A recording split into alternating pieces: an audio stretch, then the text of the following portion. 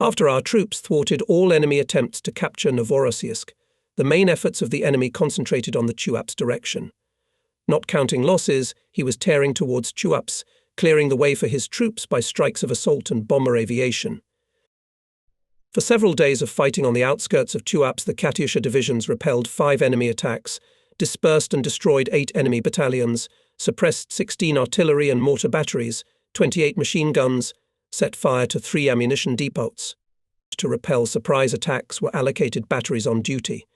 Most fiercely Hitlerites bombed the gorge going from the Goykeksky Pass to Tuapse. Here were concentrated all available in our task force anti-aircraft means 5 37mm anti-aircraft guns and 8 twin machine guns. Very few air defense means were also in the rifle and artillery units. If in the Sal and Kuban steppes the main danger was posed by enemy tanks, in the mountains enemy aviation, we sought every opportunity to fight it. Anti-tank guns were now mainly used against low-flying and diving airplanes. However, single, scattered firing from them was ineffective. Breaking our heads over the air cover of combat orders of units, we came to the conclusion that in order to increase the effectiveness of shooting at low-flying and diving aircraft from anti-tank guns, they should be put on special tripods, provided with sights, like anti-aircraft machine guns, and combined into battle groups. This idea was supported by members of the military council Drozhozhin and Lomakovsky. The military council of the GMC task force decided to collect anti-tank guns from all divisions and adapt them for firing at aircraft. The PRM quickly made tripods from water pipes and developed the simplest anti-aircraft circular sights. A total of 72 anti-tank guns were converted, which were combined into a combined anti-aircraft division. It was positioned on the hills and mountainsides along the gorge, covering our battle orders. After the division shot down 3 enemy planes, the enemy stopped flying at low altitudes. In all, Guards mortar units worked on the training of snipers from among the scouts and communicators, who were constantly in the fighting order of infantry. Having no experience of operations in the mountains, we did not know about the treacherous properties of mountain rivers. Meanwhile, at the end of August there were heavy rains, and a small, harmless rivulet, along which our units were located, turned into a powerful, raging stream. It swept away literally everything on its way: wagons, cars, boxes with food and ammunition. We faced another surprise. It turned out that the soil on the slopes of the mountains instantly leaks water. That is why there were puddles in the dugouts covered with earth during the rains. When the fall came, the soldiers in the front line became quite bad. Once on the assignment of General Aya Petrov, we, with Adjutant Sasha Stroganov, went up to the mountain in Duke to check the organization of defense on this very important site. It was necessary to clarify where the leading edge of our defense is, to determine from where and where to fire. With the commander of the rifle battalion, we visited many trenches where machine gunners, snipers and machine gunners were on round-the-clock duty. For several days in a row it was drizzling rain. There were puddles of cold water in the trenches. It was possible to escape the rain only in a few dugouts, under the ceiling of which were stretched cloak tents. Such dugouts were difficult to dig out in the mountainous stony ground. No fires were allowed in the forward trenches. As soon as there was smoke somewhere, the enemy immediately opened mortar or artillery fire on it. It was possible to warm up and dry off only by descending into a deep gorge, where they made fire and cooked food, but it was very difficult to get there by winding, slippery mountain paths. We were soaked to the skin from the incessant drizzle. To dry off a little, the battalion commander suggested that we go into a cave, which was located very close to the front line. It housed an infirmary. We crawled through a low but rather wide entrance and found ourselves in a spacious cave. Its stone vault was a safe shelter. A small smokeless fire was burning in the middle, supported by a caring hand. It served as a source of heat and light. We were met by an elderly Ukrainian, the battalion's sanitary instructor. "Warm yourselves, comrades commanders, it's good here. Soldiers come here in turn, and sometimes the battalion commander and the deputy commander. They are always in the trenches, watching that the Krauts did not suddenly attack us. After all, we have nowhere else to retreat." "That's right, you say," I said. Here we will accumulate forces and hit so hard that the Nazis will not take away their legs. Comrade Commander, who will you be? I command the Katyushas. That's great. Why don't the Katyushas fire much? You should give us more fire. We'd love to, my darlings, but it's very hard to get shells here. Besides, it's not good to fire Katyushas at machine guns and machine gunners. It's like hitting a fly with a shoe. So you hope for the Katyushas, but do not fail yourself. My explanation caused friendly laughter. Descending from Mount Turkey, I thought about the fact that it was necessary to put the mountain installations into action as soon as possible. Supporting the rifle units fighting in the mountains, the commanders, political workers, and fighters of our divisions did everything possible and everything in their power. The headquarters of our task force from the commanders of armies, division commanders, and artillery chiefs received thank you notes, requests to increase the ammunition supply, and to plant at least one more battery on this or that site. About the combat activity of the 25th Guards Mortar Regiment, commanded by hero of the Soviet Union, Major M. Rodichev, told the letter of the Military Council of the 56th Army, signed by Major General A.I. Rishov, Brigade Commissar G.A. Komarov, and Major General G.S. Karyofeli. The letter stated, during its stay in the 56th Army from 8.8 to 6.10 1942, the regiment provided vigorous support to its units, which fought hard against superior enemy forces. The regiment showed examples of sudden and accurate fire on enemy concentrations near the city of Krasnodar, and with its powerful salvos provided the crossing of our troops across the Kuban River. For the excellent performance of the combat mission. On 11.8.1942, the Military Council of the Army to all personnel of 25 GMP announced gratitude. General Karyofeli, who signed this review, I knew before the war, when he was Deputy Commander of Artillery of the Belarusian Military District. He often conducted inspection firing, and more than once he inspected the 170th Artillery Regiment, which I commanded. Since that time I had an impression of General Karyofeli as an outstanding artilleryman, a wonderful man, a demanding military commander. When I read the review, I immediately thought if Karyofeli signed such a document, then the regiment is really worthy of praise. Similar reviews were received by other regiments and divisions of our group. In the heavy battles in which the GMC participated, of great importance was well-positioned party political work. Much attention was paid to it by the members of the Military Council of the group, commanders and deputy commanders of units on the political part, members of the Military Council M.I. Drozdjeshin and I. N. Lomakovsky systematically travelled to the troops. They brought to the command and political staff of the combat tasks and requirements of the Military Council of the Front, instructed political workers, secretaries of party and Komsomol organizations, attended party meetings and meetings of party bureaus of units, held talks, are told about the experience of the best units. All this united the personnel, encouraged them to fulfill combat tasks. In mobilizing the efforts of the personnel of the GMC, played a huge role in the appeal of the Military Council of the Black Sea Group of troops of the North Caucasus Front. This appeal was written on the occasion of awarding orders and medals to a large group of soldiers, as well as in connection with the anniversary of combat operations of the Guards mortar units of the front. The address said, "Comrades Guardsmen, in your hands are formidable, battle-tested weapons. German fascist bandits are afraid of your fire. Let your fire be even more destructive, even more terrible for the hated enemy. Harder the blow of your weapons." After the withdrawal to the mountains, the Guards mortar units of the Black Sea Group of forces operated in the Tuapse, Hot-Kluchev, and Novorossiysk directions. As needed, they were transferred from one army to another over long distances.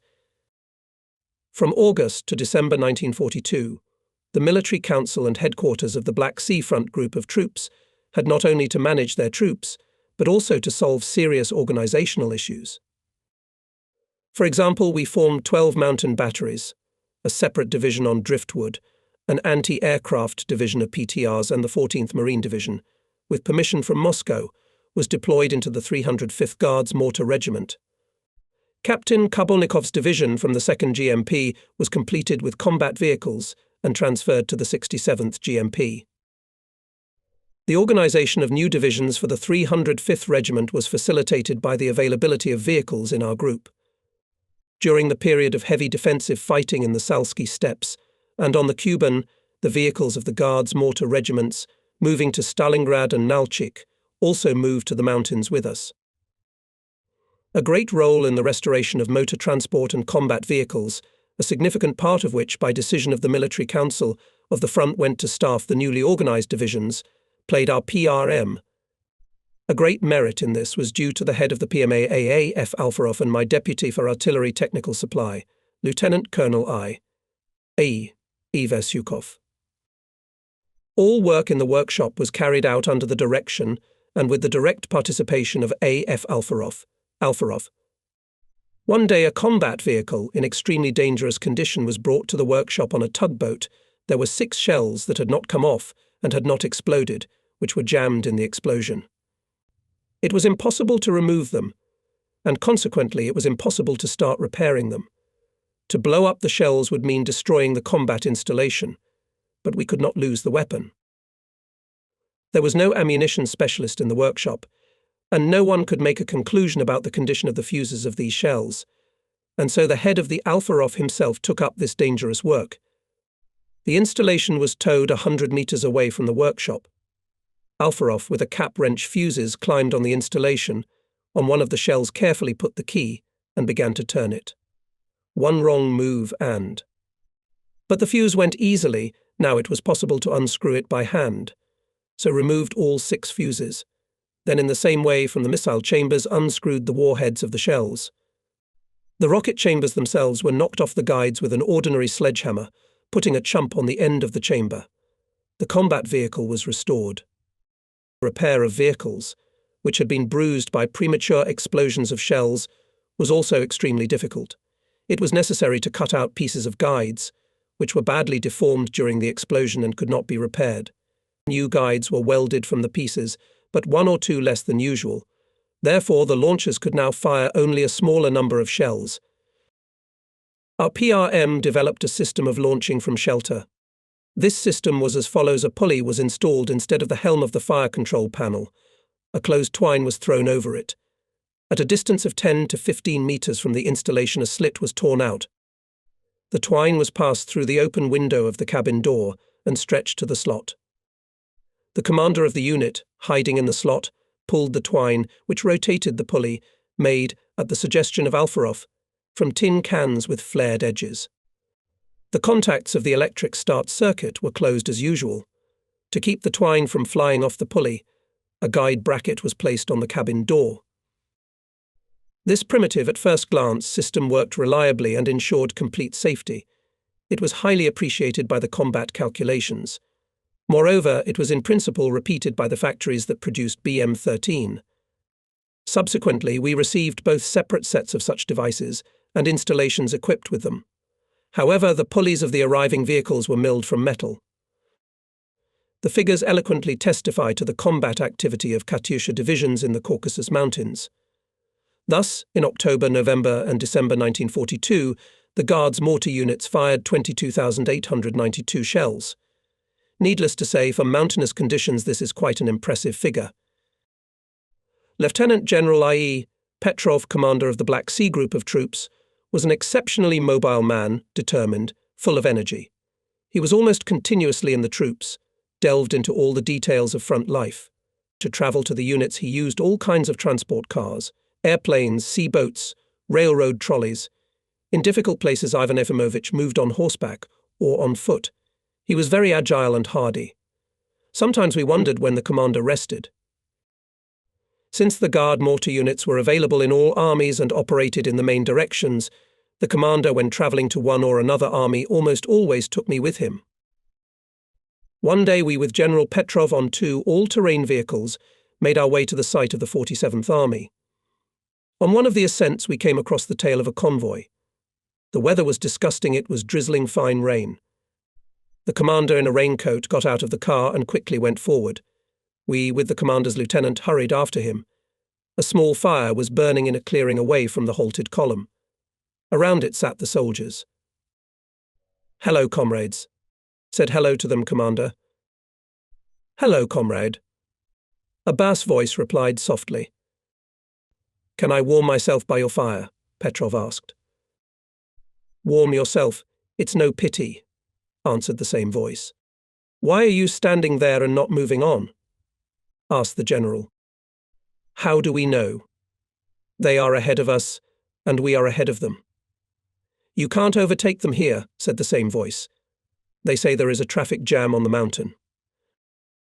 A car is stuck. They can't remove it, explained another fighter. "And why are you sitting and not helping?" "There are enough people there without us. They're also commanders. Probably they are waiting for Petrov. He will clear the road for them quickly." "And who is Petrov?" Ivan Yefimovich asked. "Our new commander." "Haven't you heard? Must be angry?" inquired the general. "They say he's a tough man, but fair. He's on the front line day and night." "Well, thanks, guys, for the light. We must move," said Petrov. "Well, if you have to move, then move. You'll get through on foot," said the fighter who was tossing wet twigs into the fire confidently. And the other, pointing at Petrov, quietly asked the lieutenant, "Who will it be?" "That's Petrov," replied the lieutenant loudly, and the commander was already leaving quickly. We hurried after him. Bypassing car after car, we reached the head of the column. On a steep rise, almost at the top of the pass, one of the tankers with fuel first stalled, and then skidded backwards. With its left rear corner it now rested against a rock, and the right front wheel was almost hanging over the abyss. No matter how hard the men on the ropes tried to lift the car, all their efforts were in vain. The commander, looking at this, took a deep breath and said, "There is only one way out. Tank must be pushed into the abyss. It is impossible to delay the movement because of it. Comrade Nestorenko, organize the work, and we will move on. There's no time." With the help of officers in the column, I gathered a large enough group of fighters. But it was difficult to approach the cistern on the left a rock, on the right a cliff. "Why dump it?" suddenly asked one of the fighters. "It would be a pity for the car, and the fuel would be useful." "And what to do?" several voices sounded at once. "It can be pulled out." "How?" "Very simple. We must gather the ropes tighter, hook one of them to the rear left corner of the tank and the other to the right front hook, and pull the cars and people to the stretch." The idea was clear, the advice sound. In just a few minutes the men brought the cables, tied them as recommended. When the cars and men pulled the cables, the front wheel jumped out of the cliff with relative ease, and the left corner of the tank moved away from the rock. The car started onto the road. When I reported to the commander how the traffic jam was eliminated, he immediately asked, "What's the name of the soldier?" But unfortunately I didn't know it. "But he deserves an award," said I, Petrov. "How much our soldier has wit, wisdom, practical experience." Truly heroic march through the rugged mountain roads made the 101st Division of Capt. D. Trofimov. It was a great merit of drivers and technicians. They managed to get chains somewhere and put them on all the vehicles. The drivers showed exceptional skill and squeezed everything possible and even impossible out of their half-trucks and 3-ton trucks, moving along very dangerous roads, where on one side a chasm and on the other a sheer cliff. The division fulfilled the combat task and with its fire provided invaluable assistance to the defending units. In the middle of October the enemy went on the offensive in the direction of Tuapse and captured Shomian. There were fierce battles for Elisavetpol Pass. The situation in the 18th Army was getting more and more difficult. Instead of Lieutenant General F.V. Kamkov, Major General A. Grechko took command. October 23rd, the enemy came to the mountains Samashko and Two Brothers, and his advanced units to the river Tuapsinka, which is 30 kilometers from Tuapse. As a result of measures taken by the command and heroic actions of our soldiers, further advancement of Hitlerites was suspended. In these battles, the artillery of the 18th Army and the Guards mortar units acted perfectly. In the report on the combat activity of the GMCH for October 1942, it is said for October 258 volleys were made by the units of the group. Only on the Tuapse direction 6,185 shells were fired, and 9,769 shells in total. The most active were the 14th, the 320th and 322nd Divisions, and the 1st Mountain Battery, which fired 1,016 shells at the enemy. For the convenience of managing units and providing them with ammunition in the armies were created subgroups of the SMF. Thus, in October in the 18th Army a subgroup was created consisting of the 320th, 321st, 322nd Divisions of the 67th GMP, 14th and 415th Divisions of the 305th GMP, 222nd Division of the 25th GMP, 48th OG8th OGMD, 1st and 2nd Mountain Battery. The subgroup was headed by the commander of the 67th GMP, Major A. Nazarov. In the 56th Army, the subgroup consisted of the 223rd and 224th Divisions of 25th GMP and 101st OGMD. The head of the subgroup was the commander of the 25th GMP, Major M. Rodichev. In the 47th Army, the subgroup consisted of the 57th and 58th Divisions of 8 GMP. It was headed by Lieutenant Colonel A.M. Lobanov. On December 12, 1942, the command decided to conduct a private operation to destroy the enemy grouping that had reached the mountains Indyuk and Simashko. The main role in this operation was to play 83rd Rifle Division of Colonel A. Luchinsky and 383rd Rifle Division of General K. I. Provalov. On the eve of the operation, Colonel A. Uchinsky and I was called by General I. Petrov. What forces GMCH we can support the offensive of the 383rd Rifle Division? Asked the General. I reported that on the site of the division we can concentrate 2 divisions of M13, 2 divisions of M8 and 3 mountain batteries. GMCH we plan to use this way. At 7 o'clock in the morning a salvo by all installations on the nearest areas of enemy concentration, at 7 hours 15 minutes a second salvo.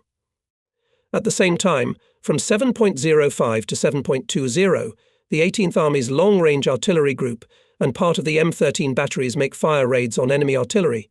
From 10.30 to 11 o'clock, infantry support artillery and mortar batteries work the enemy's forward edge. At 10.45, the SMGs give the third salvo with M8 installations, and M13 installations transfer the fire to depth. Direct fire guns treat the front edge. At 11.00, the infantry goes on the attack. However, Salvas Katyusha put directly on the front edge we could not, did not allow the location of our infantry. Artillery from closed positions also could not fire on the enemy's leading edge, as on the downward branch of trajectories shells hit the tops of trees and burst over our forward chains. The guns for direct fire were clearly insufficient. All this led to the fact that the front edge of the enemy defence we treated poorly. There was a cold, drizzling rain. Descents and ascents became slippery. The infantry was advancing slowly. During the day, our advanced units advanced only 300 to 500 meters. And yet, despite the enormous difficulties, in the following days our troops managed to push back the enemy behind the river Pyish. I made some conclusions for myself, which at the request of the commander of the Black Sea group of troops summarized in a report to his name. When choosing the direction of the main blow in the mountains, said in the report, should be based not on the configuration of the front line and the peculiarities of the terrain. The success of the case decides not the number of offensive and the quality of their training to act in mountain conditions, as well as the provision of communication and fire support for artillery. It is necessary to advance in stages, because on steep slopes the soldiers quickly get tired. It is impossible to use the fire of RS divisions, and especially M8, on the front line because of the large dispersion, and on fortified nodes because of the weak fugitive action is inexpedient. Massive RS fire is effective on objects located deep in the enemy's defence, on its suitable reserves rear headquarters. Therefore, aerial reconnaissance is extremely necessary. Artillery should be used concentrated on the main direction and not dispersed across the entire front. After reading my report, General Petrov said, "And yet the enemy has withdrawn behind the Pshish River. So the fire of the Guards' mortar units and artillery did their job." That was good news. and it was followed by a second one. General Oborenkov transmitted from Moscow, said the commander, that you have been awarded the rank of Major General. I congratulate you from the bottom of my heart. And the commander shook my hand. It is difficult to convey in words the feelings that swept over me. After all, it was the third rank I received for a year and a half of war, and I was then only 34 years old. By December 17th, the Semashko-Indyuk grouping of the enemy was liquidated. After that, on the front from Tuapse to Novorossiysk, the initiative passed into our hands. Parts of the 18th, 56th and 47th Armies were consistently on the offensive in different parts of the front, pushing the enemy. On February 10th, 1943, the troops of the North Caucasian Front reached Krasnodar. On February 11th, having forced the Kuban River, the 40th Motorized Rifle Brigade broke into Krasnodar. Supporting the offensive of our troops in the Krasnodar direction, in the Kuban plains came and Guards mortar units. These were the 67th and 305th Regiments, as well as the 48th and 101st separate divisions. The 8th Regiment remained near Novorossiysk with the troops of the 47th Army. An order was received from Moscow that the Guards mortar units of the Black Sea group of forces operating in the Krasnodar direction should be transferred to the task force of the GMF of the North Caucasus Front, commanded by General M.I. Dechyarev. Our meeting with M.I. Dechyarev in Lubinsk was joyful. We had a lot to remember and tell each other about. And when I returned to the headquarters of the Black Sea Group, I was informed that I had to leave for Moscow. Together with me recalled, and a member of the military council of our Group GMCH Regimental Commissar M.I. Drozhoshin. I arrived in Moscow at the end of March. General V.V. Oborenkov received me kindly. He said that soon the headquarters of the Guards mortar units of the Black Sea group of troops of the North Caucasus Front, with a marching repair shop and artillery storage units, would arrive in Moscow. While you were sneaking along the district roads, the railroads were restored, and trains went from the south to Moscow. So in a few days you will meet your headquarters. Oborenkov was silent for a while and added, we called you to send you to Malinovsky again. The head of his task force is General Vozniuk. Vatutin asks to transfer Vozniuk to him. Malinovsky wants you to be the head of the task force of his front. What do you think of this proposal? I replied that I'm ready to go to Malinovsky. Vozniuk also agrees to go to Vatutin, said Oborenkov. However, the appointment and rearrangement of the heads of the operational groups of the GMCH fronts is made only with the permission of the Supreme Commander-in-Chief. Today, General Dechyarev and I will report our proposals to him. Tomorrow morning you will know the decision. The next day Oborenkov told me that Stalin did not approve their proposal. He ordered Vozniuk to remain in place, and I was appointed to the Bryansk front instead of Voivodin. Vozniuk knows his units and the situation at the front, said Stalin, so why make it so that before heavy fighting and Vozniuk and Nestorenko do not know their units and the situation? In this case, I ask our headquarters, artillery and PRM to send to the Bryansk front, and Voivodin will work better with his staff at the new place. The solution to this issue is in our power, Oborenkov replied. Dechyarev added that for continuity expedient Chief of Staff of the group Voivodin Lieutenant Colonel V.I. Zadorin left in place, especially since the Chief of Staff GMCH Black Sea Group, Lieutenant Colonel G.V. Osmolovsky has already received a new appointment. A few days later, together with a member of the military council, Colonel I.N. Lomakovsky from the south arrived headquarters and logistics of the Black Sea Group. In Moscow we repaired vehicles, replaced the cars that had fallen into disrepair, received new ones, and at the end of April we left for the Bryansk front on our own. Before our departure, General Oborenkov told me, against the Kursk protrusion the enemy is preparing a powerful blow. Your front has a special place in the decisive counter-offensive. We are sending you a large number of shells, half of them heavy M30 and M20. Prepare your units for intense fighting. After the defeat and capture of Field Marshal Paulus's troops at Stalingrad, Hitler's command tried with all its might to regain the strategic initiative. For this purpose, a major offensive operation, called by the Nazis Citadel, was being prepared. The enemy's plan was to destroy by concentric blows from the north and from the south our troops, which were on the so-called Kursk Bulge, which was formed as a result of offensive operations of the Red Army in the winter of 1943. The best fascist divisions were pulled to the area of military operations. Hitler's command pinned special hopes on tank units, which had new powerful tanks of Panther, Tiger-type and self-propelled guns Ferdinand. Nazi aviation received many new airplanes such as Focke-Wulf 190A and Heinkel 129. North and south of the Kursk protrusion, the enemy concentrated 50 selected divisions, including 16 tank and mechanized divisions, the 4th and 6th Air Fleets. In total, the Nazis had here about 900,000 soldiers and officers, up to 10,000 guns and mortars, 2,700 tanks and over 2,000 airplanes. On the eve of the offensive, Hitler, speaking before the senior staff of the Wehrmacht, said that during the entire war German troops were not more prepared for battles than at Kursk, and, as never before, equipped with a large number of heavy weapons. By that time, troops of the Voronezh and Central fronts had deployed on well-prepared lines, with the steppe front behind them. The headquarters of the Bryansk front was located in Plavske, not far from Tula. There was also the headquarters of LM Voivodin. At that time the Bryansk front was commanded by Colonel General M. A. Reiter. His chief of staff was Lieutenant General L.M. Sandlov. The artillery commander was Major General A. Gusakov. Chief of Staff of the Group GMCH Bryansk Front, Lieutenant Colonel Zadorin, remained in place. He had all the necessary data on the state of the units, so I did not have to have long conversations with Voivodin. The Task Force GMCH Bryansk Front included the 2nd and 3rd Guards Mortar Divisions and a separate 8th Brigade M30, 6 separate regiments M13 and Division M8. The divisions and regiments already had combat experience. They participated in the Battle of Stalingrad. The divisions were armed with metal frame launchers instead of combat vehicles. Each brigade of 4 divisions had 288 launchers.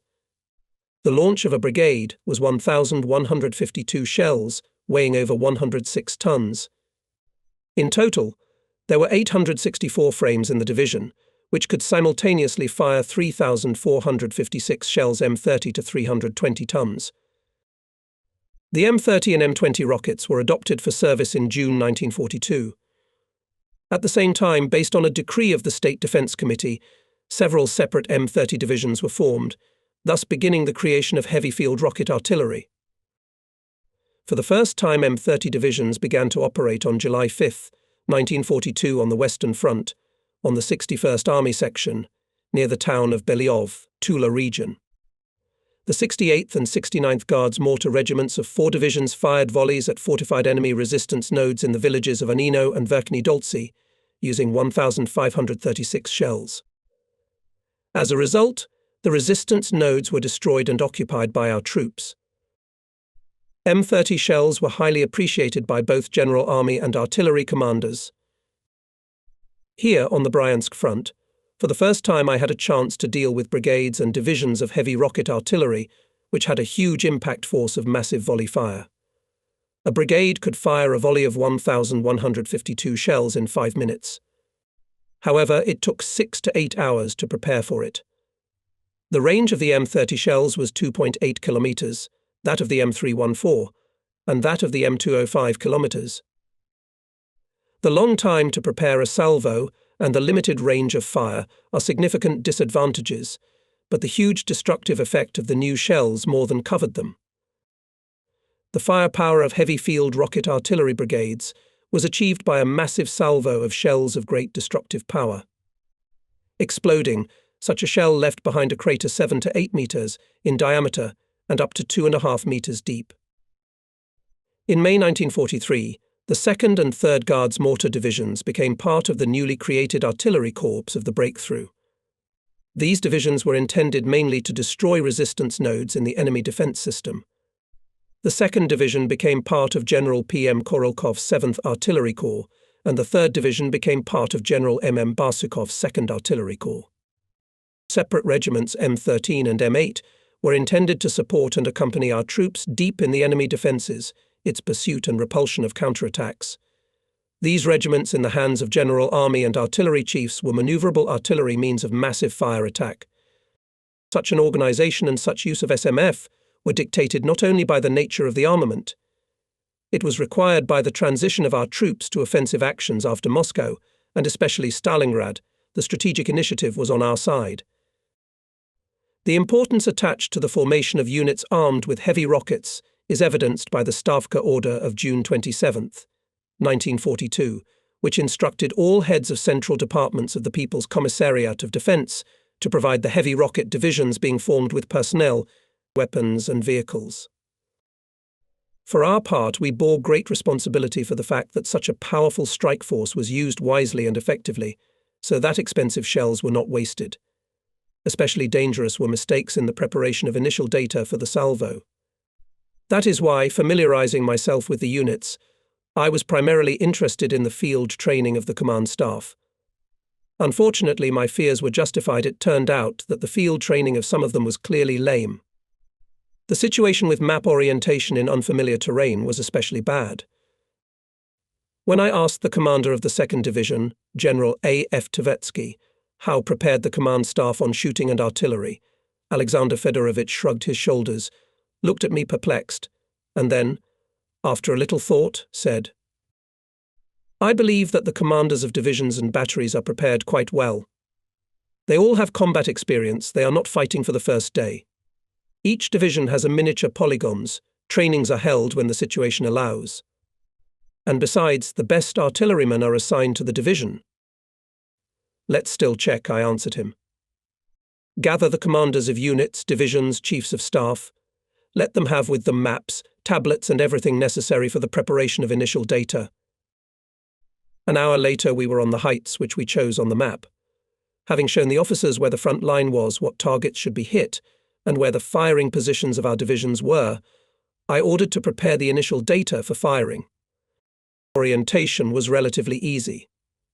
From the heights opened a wide panorama.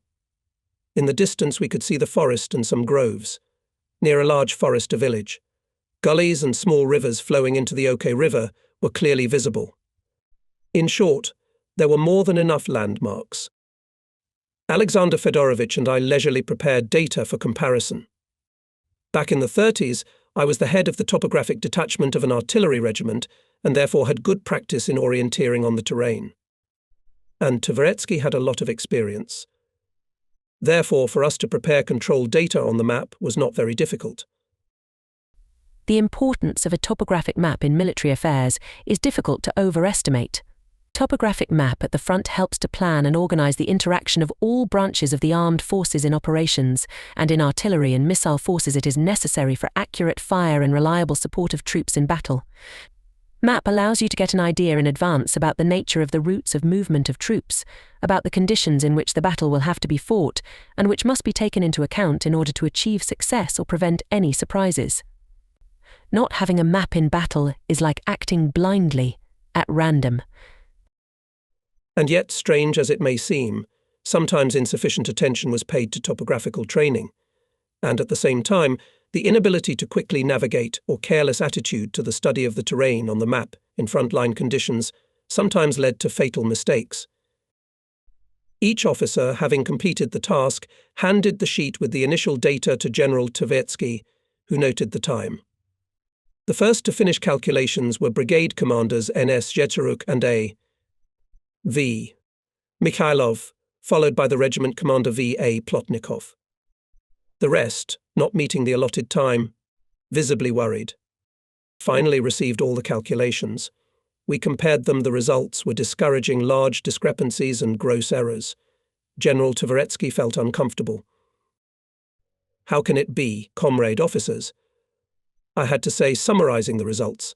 "You know as well as I do what will happen if you give a volley prepared with such gross mistakes. Either you will waste expensive shells and fail to fulfill the combat task, or you will hit your own.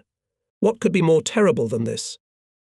Officers, feeling their guilt, silently looked at me, then at the division commander. General Tuapse with annoyance dropped.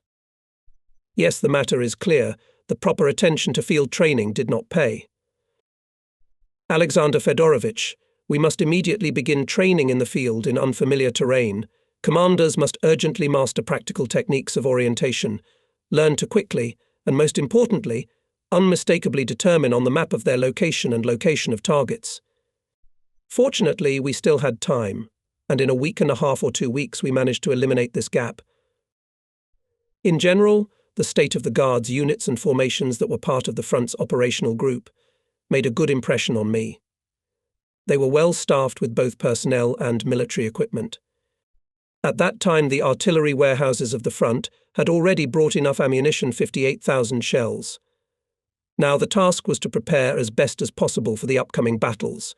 The issues of combat readiness of units, their training, were always in the center of our attention. The Bryansk and Western fronts were preparing for a decisive counter-offensive. In the first days of June, instead of General M.A., Reiter Colonel General MMM Popov took command of the Bryansk front, and instead of General A. Gusakov, Lieutenant General of Artillery NV, Gavrilenko arrived, with whom we had been familiar since March 1942 on the Southern Front. The new commander was tireless. He constantly travelled from army to army, familiarized himself with the troops, studied the terrain of the upcoming battles. Going to this or that army, he took with him and me and Gavrilenko to check the readiness of artillery units and the organization of interaction with infantry and tanks. At the headquarters of the armies in the forest glades were built models of the area of the upcoming combat operations. On these models, with the commanders of formations and heads of branches of troops, clarified the plans of interaction during the offensive, determined the boundaries of the immediate and subsequent tasks, as well as fire support for the advancing troops. Preparing for the offensive, our troops were improving the defensive lines in the rear of the armies. It was necessary to be ready for any surprises. Having taken command of the Guards mortar units of the Bryansk front, I, of course, began to look at their commanders and political workers. I was to go into battle with them. On what they were capable of, depended in many respects the success of the combat operations of the SMM in the upcoming operations. I became more and more convinced that regiments, brigades, and divisions were in good hands. Each commander had a lot of experience gained in previous battles. Such were division commanders General A.F. Tveretsky, Colonel P.V. Kolesnikov, brigade commanders Colonel N.S. Zhezaruk, Lieutenant Colonels A.P. Mikhailov, Makreselishkov, regiment commanders Colonel K.G. Serdobolsky, Lieutenant Colonels Varplotnikov, D.N. Orlov, G.F. Zuravlev, N.M. Kovchur, Nevada Skurda. Nikita Vasilievich Skurda commanded the 312th Guards Mortar Regiment. His regiment was formed in 1942 in Moscow and participated in the battles of Stalingrad. And tormented me all sorts of thoughts on the way to the Stalingrad front, Skurda confided in me when we met. Regiment, you can say, Komsomol. Only division commanders and some battery commanders had combat experience, and most of them were untrained young people. And here we had a very harsh winter. Will they withstand? The thought of it did not give me peace. The young guardsmen did not fail. 43 people in these battles earned orders and medals. After the end of the Battle of Stalingrad, the regiment was completed, the combat vehicles were repaired, and in April of the 43rd was transferred to the Bryansk front. Soon Major Artem Semyonovich Stupin arrived from Moscow to the post of the deputy commander of the 312th Regiment on the political part. When Lomakovsky and I saw him for the first time in Plavsky, in his headquarters, both of us involuntarily had the same thought: will they work together with Skurda? The new deputy commander seemed very shy to us. And Skurda? He was hot-tempered, irascible, harsh, even rude in his speeches and actions. In addition, narcissistic and reacts painfully to comments. But we knew Skurda from the other side. His business qualities were excellent. We also knew that this courageous man has a kind, responsive heart. Lomakovsky and I had a frank conversation with Stupin about all this, but he kept silent and smiled faintly.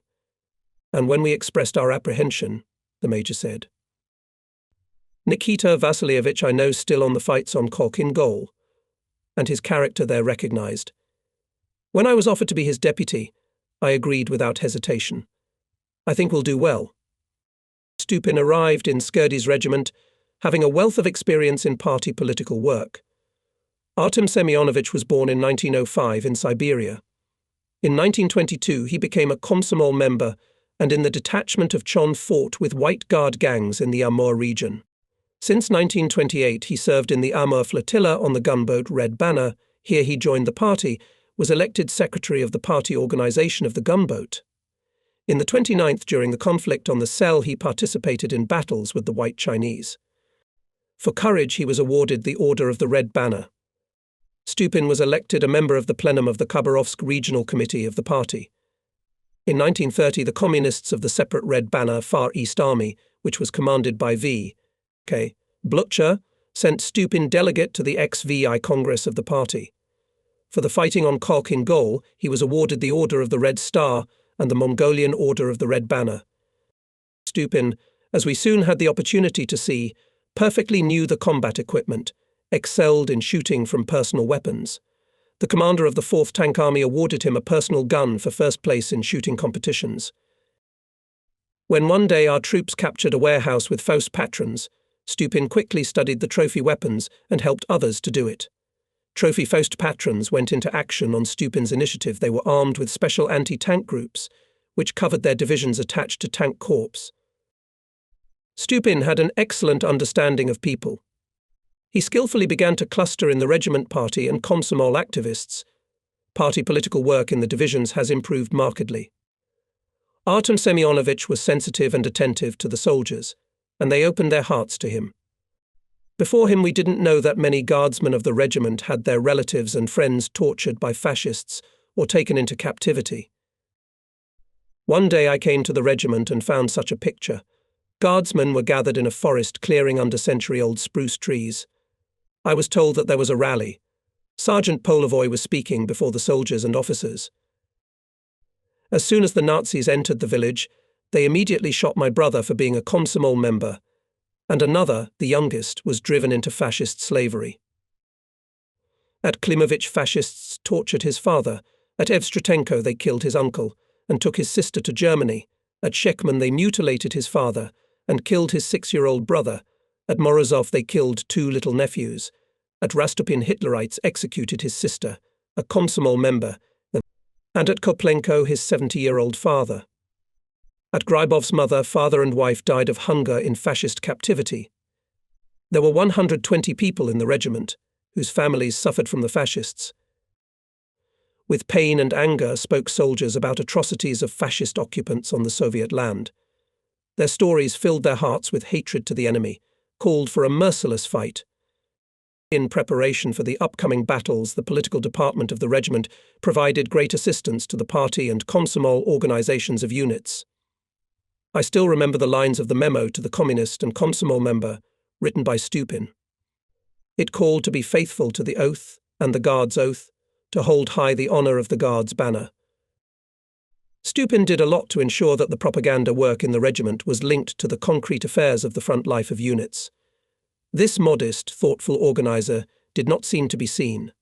No loud words were heard from him, but the results of his labor were felt everywhere. His sound advice, principled assessment of the phenomena, he helped the regiment commander. Observing how the relationship between them, I involuntarily recalled the names of Chapayev and Fermanov, relationship Skurda and Stupin. Their joint work in many ways repeated this classic example. Both the regiment commander and his deputy were in the units from dawn to dawn, teaching, controlling, demanding. There was hard and persistent work to prepare units for the coming intense battles. Under the influence of Artem Semyonovich, Skurda became calmer, more balanced. In short, contrary to our fears, the combination of their experience and characters gave excellent results. The commander of the 312th Regiment was a man of action. It was not in his character to sit idly by. From him there were constant reports of targets on which he asked permission to make night fire raids by roaming installations and batteries. The tactic of surprise night raids was approved by the front command and was widely used by other units. It exhausted the enemy, kept him in suspense. I remember on June 18th, intelligence reported that at the station Mtiensk appeared enemy train. The salvo was given precisely. We watched with joy as the wagons were burning, ammunition was bursting. 8 tanks and a lot of living force of fascists were destroyed. A few days later, to the west of Msensk, scouts noticed the movement of enemy vehicles. Hitlerites were transporting something at night. The scouts were given the task to find out what was going on there. They found an ammunition depot and established its coordinates. After a precise battery volley, explosions were heard. Half of the sky was covered with a glow that burned for 6 hours. Comrade General. At the village of Shashkino, the fascists got quite brazen. Skurda reported to me. They go to the river Zusha to fetch water. On Sundays they get drunk and sing songs. We must calm them down. Permission. I gave him permission. On Sunday night, the guardsmen took 2 fighting vehicles to the prepared positions and carefully camouflaged them. In the middle of the day, Hitlerites, as usual, began to come out of trenches and trenches. They were already drunk and were singing songs. After salvos of both installations, concerts of the enemies stopped. The troops of the front were intensively preparing for offensive battles. Prepared and guards mortar units. It was necessary to reconnoitre routes, to choose reserve firing positions and observation posts. They should have been equipped, not only in the offensive lines of the supported formations, but also in the areas of other armies. After all, each Katyusha division could go to any section of the front at the first command. The enemy was constantly monitored. In these days I, a member of the military council of the group, Colonel Lomakovsky, and Chief of Staff Colonel Zadorin, had to be in the units for long periods of time, checking their combat readiness, linking and clarifying the plans of interaction with artillery and infantry. The Guards mortar units of the front were located in a strip up to 300 kilometers wide. Such dispersion required a special style of leadership and hard work of the headquarters. All of us were in constant travel. For many days from day to day we had to overcome the distance of 200-300 kilometers, and sometimes more. On the front roads day and night travelled communications officers, unit commanders, staff. The performance of tasks by the Guards mortar units depended to a great extent on the drivers of combat, transport, special vehicles and all-terrain vehicles. Drivers, toilers of the front roads. They were the ones who in the autumn slow and winter blizzard, under bombing and artillery fire, under rifle and machine gun fire, tirelessly drove the vehicles, carrying out orders. If we talk about the mobility of units, about quick transfers of regiments and brigades in a limited time to long distances on difficult roads, the main merit in this are drivers. And the better drivers were selected and trained in the units, the better these units fulfilled combat tasks. When we talk about heroic actions of our batteries, lightning-fast trips of combat vehicles, to open combat positions and crushing volleys of direct fire, it is impossible not to remember the drivers of the vehicles.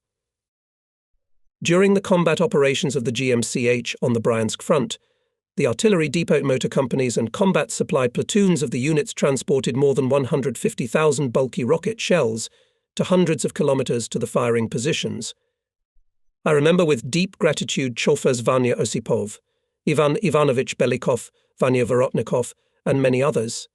After all, in the Guards mortar units more than 20% of the personnel were drivers of combat, transport and special vehicles.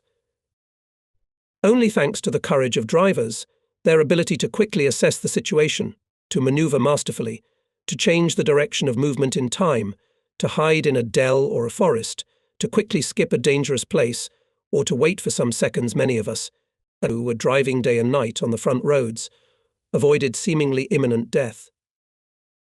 I remember a bright sunny day. Our Willys stood near the NP, camouflaged with branches. It was urgent to go to the headquarters.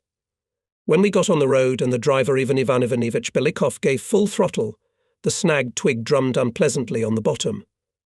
I was tired of listening to this music. Ivan Ivanovich, I turned to him, stop, throw out that damn rod. Belikov braked sharply. However, instead of getting out of the car, he squinted his eyes, stared intensely at the sun, and suddenly shouted loudly. We are being dive-bombed. Bombs are flying. Now I saw 2 enemy planes, from which black dots of bombs separated. Jump into the ditch, I commanded. No sooner had we spread out in the ditch than powerful explosions were heard ahead. Clods of thrown earth fell near us. The road ahead was shrouded in smoke and dust. Enemy attack aircraft roared over us, firing machine guns. Everything went quiet as instantly as it had begun. Shaking off the dust, we were glad to be alive. Thank you. Ivan Ivanovich, for spotting the planes in time, I said. You should not thank me, Comrade General, but the twig. If it hadn't been for him, we would have driven right under the bombs. I will keep it until the end of the war. And Ivan Ivanovich pulled out a birch twig from under the car and carefully put it under the seat. By the spring of 1943, the Guards' mortar units had already acquired sufficient combat experience, organisationally strengthened, and grew into a powerful firepower. Fire output of one salvo of any division of reactive artillery was 12 to 16 times higher than the fire output of divisions of barrel artillery. And with regard to the application of sudden massive high-density fire, rocket artillery had no equal among other types of artillery. April 29, 1943, by decision of the State Defense Committee, the Guards' mortar units were transferred to the operational subordination of the commander of the Red Army Artillery Marshal of Artillery N.N. Voronov. The isolation of management and supply was still preserved, as the central management bodies of the GMCH and operational groups of the fronts successfully coped with their tasks. The decision of the GKO promoted closer interaction of the Guards' mortar units with artillery units, and at the same time obliged the artillery commanders of the fronts and armies to carefully study the peculiarities of the combat use of SMF, to know their condition. Such organizational measures gradually prepared the necessary conditions for combining the SMM with artillery. Lieutenant General Parde Jairov, who had previously been a member of the Military Council of the SMF, was appointed commander of the Guards' mortar units of the Red Army, his deputy Major General P.N. Kulshov, a member of the Military Council Major General L.L.M. Gaidukov. They headed the GMCH until the end of the war. In the early days of July, going to the Central Front, we were visited by the deputy commander of the GMCH Major General P.N. Kulishov. With Pavel Nikolaevich Kulishov, now Marshal of Artillery, we were acquainted since 1925 at the Tomsk Artillery School, which we graduated from in 1929. From 1930 to 1935, we also served there as course commanders, and then as Assistant Chief of Staff of the division and battery commanders. Our friendship was cemented by common hobbies. Both of us were engaged in athletics, skiing and equestrian sports. Pavel Nikolaevich was also an excellent gymnast, was fond of gliding, to which he introduced me. Having familiarized himself with the state of affairs in our group, Pavel Nikolaevich told me that the enemy had concentrated many tank, infantry and aviation units against the Central and Voronezh fronts. We must assume that the Central and Voronezh fronts will face especially hard battles, he said. Now, decades later, we can judge the distribution of forces and the course of hostilities in those grandiose battles. Back then, much was unknown to us. Leaving, P.N. Kulyoshov warned me to keep our units in the highest combat readiness. Special attention, Alexei Ivanovich, to the left flank of your front. He emphasized. Yes, I thought, seeing Pavel Nikolaevich off, soon the calm will be over, the calm before the storm. On the morning of July 5th, the Battle of Kursk began. After artillery preparation, the enemy moved thousands of tanks and self-propelled guns to our positions. Soviet tanks and anti-tank artillery were advancing to meet them. The rumble of artillery cannonade, volleys of Katyusha, the noise of the engines of stormtroopers, bombers and fighters, all this merged into a continuous rumble. I was on the left wing of the Bryansk front. Distant thunder rumbles reached us. In those days we were reading with intense attention operational reports about the events at the Kursk Bulge. Holding our breath, we listened to the radio reports of the Sovinform Bureau.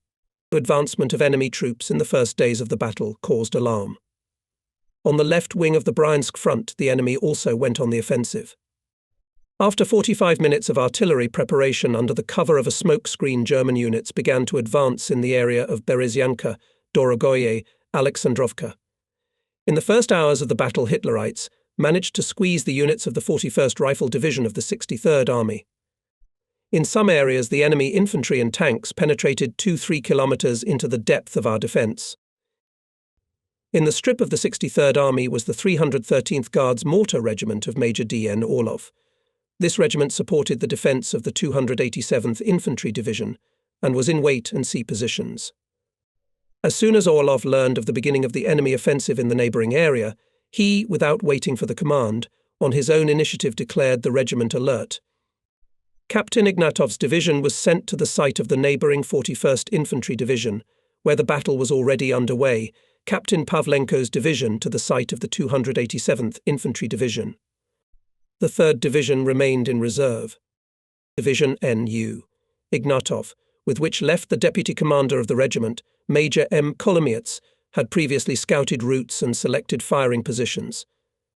After 45 minutes he, having made a 30-kilometre march, took the battle order and at 7:00 gave a volley on the attacking enemy infantry. The unexpected salvo of Katyusha caused confusion in the ranks of the enemy. By 12:00 on July 5th from fire of Katyushas and artillery, Hitlerites lost not less than 600 people and withdrew to the initial positions. In the following days the fascists did not take any active actions in this area. On July 9th the troops of the Central Front stopped the Hitlerites' offensive, who had penetrated into the depth of our defence for 10-12 kilometres. I felt calmer. It seemed that the enemy began to exhale. And in July we already knew that on the Voronezh front the enemy offensive was stopped. There, at the cost of colossal losses, the fascists managed to advance 35 kilometres. Deputy Supreme Commander-in-Chief Marshal of the Soviet Union G.K. Zhukov arrived to us at the Bryansk front. It was our time to go on the counter-offensive. According to the plan of the Stavka, the troops of the Bryansk front were to break through the enemy defences in 3 places on the right wing of the front on the 61st Army of General P. Belov in the centre on the 3rd Army of General A. V. Gorbatov, and on the left wing of the front on the 63rd Army of General V. Y. Kolpaksha. Troops of the 61st Army struck at Bolkov, and troops of the 3rd and 61st Armies at Oral. In accordance with the plan of artillery support of the Breakthrough Guards, mortar units were distributed as follows. 61st Army was supported by the 2nd Division, 310th and 311th Regiments, 3rd Army 8th Brigade, 85th and 312th Regiments, 63rd Army 3rd Division, 313th and 93rd Regiments. In order not to prematurely disclose the direction of the main blow of our troops, the withdrawal of units to the area of combat orders was made only at night, on the eve of the offensive. Some regiments had to march up to 100 kilometres. By the beginning of the operation, all regiments had a stock of shells for 12 salvos, and brigades for 2. July 11th, GMCH regiments together with artillery supported the combat operations of reconnaissance battalions, and on July 12th began the artillery offensive, which involved 2 artillery corps of the Breakthrough and a separate artillery division. Guards mortar units were used in the most critical areas, intensifying the fire of artillery. After a powerful artillery preparation, breaking through the enemy's defence in all 3 areas, our units went on the offensive. The troops of the Bryansk front had to break through the heavily fortified and deeply echeloned defence of the Germans, which was created during a year and a half. It was especially strong in the Bolkov direction, in the offensive line of the 9th Guards Rifle Corps of the 61st Army. The front edge of the fascist defence passed along the eastern outskirts of Krutogori, Tolkachev, Krivtsov 1 and further along the Oka River. The enemy turned these settlements into powerful resistance nodes, saturated with firepower. Inside the defensive strip were wire barriers, minefields, hollows and ditches, a well-organised system of anti-tank fire. The depth of the defensive strip reached 15 to 20 kilometres. On the right steep bank of the Oka stretched the village of Tolkachevo. The Oka in these places is shallow, fast. The left bank all in golden sands. The village Tolkachevo was turned by Hitlerites into a powerful knot of resistance. Here 112th and 208th Infantry Divisions of the enemy were defending. Enemy soldiers and officers were in dugouts and shelters with a cover of 12 to 15 logs, covered with earth. The trenches had numerous passages of communication. In our hands was a small bridgehead on the left bank of the Oka. From it on July 11th was conducted reconnaissance by combat, which once again confirmed the strength of the Tolkachevsky junction. Combat actions of reinforced reconnaissance detachments, despite strong tank and artillery support, were not successful. But Tolkachevo is the key to Bolkov. Without destroying the Tolkachevo stronghold, the 61st Army could not take Bolkov. Artillery support of the offensive in this section of the front was entrusted to the 7th Artillery Corps of the Breakthrough, commanded by General P.M. Kor. M. Korolkov.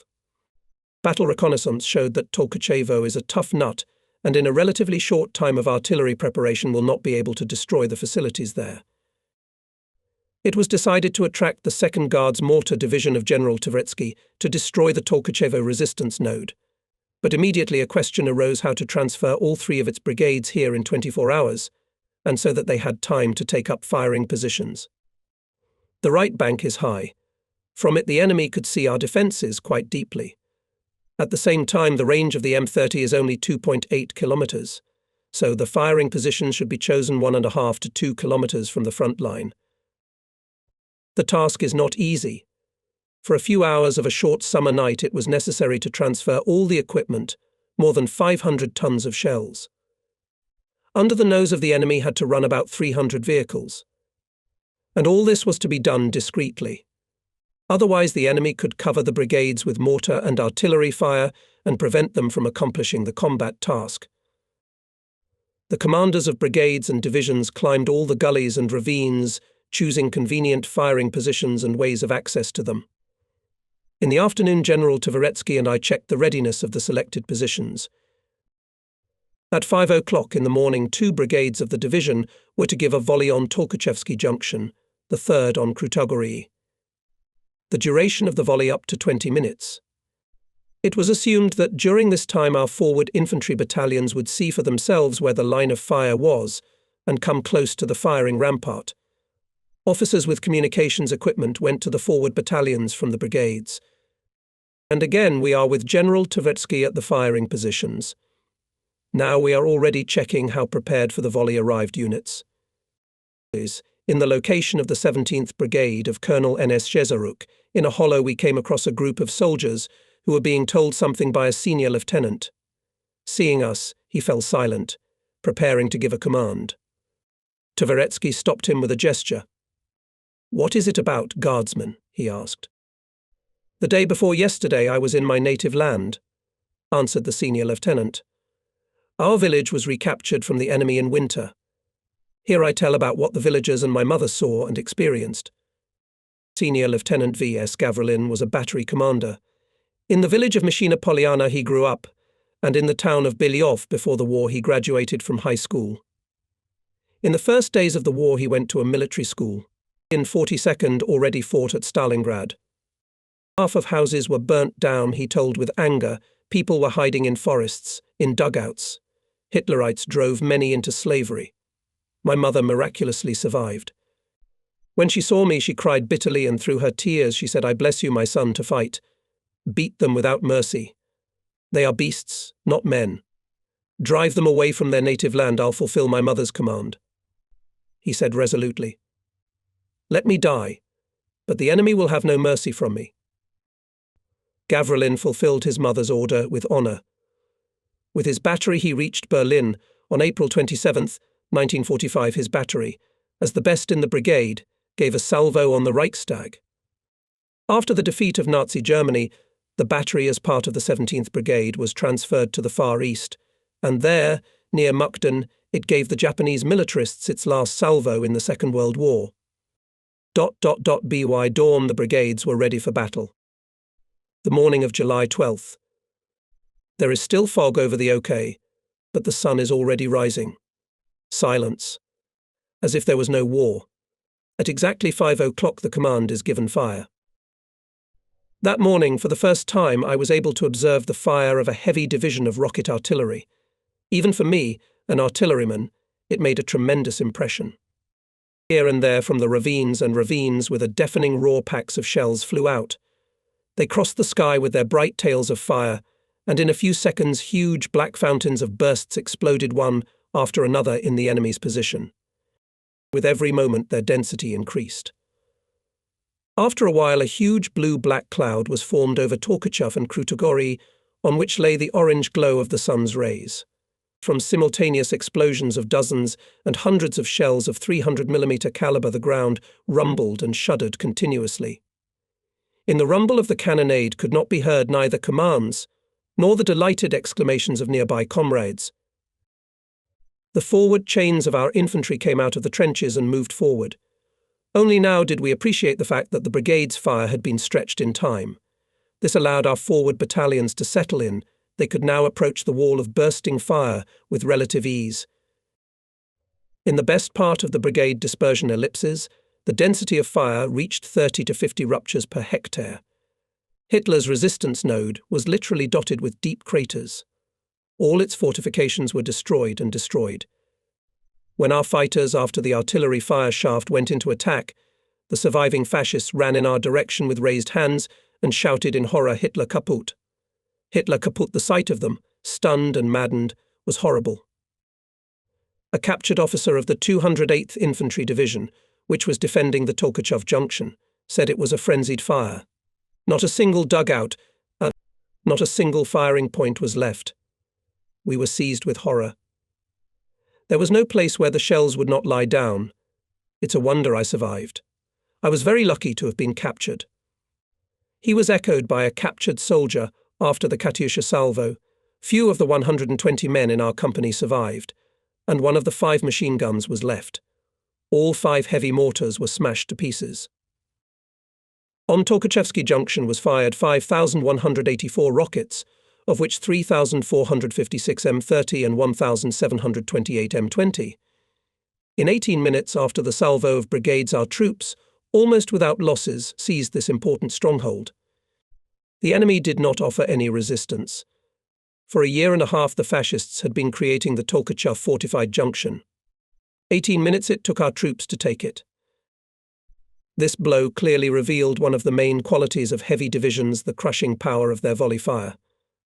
The experience of subsequent battles showed that where the necessary density of fire was created, any stronghold, no matter how fortified it was destroyed in a very short time by the volleys of the brigades. Unfortunately, the short range of fire did not allow us to destroy strongholds deep in the enemy's defences, and there were no artillery guns of great power on this section of the front. The enemy clung tenaciously to the intermediate lines, to every pillbox and bunker, to every trench.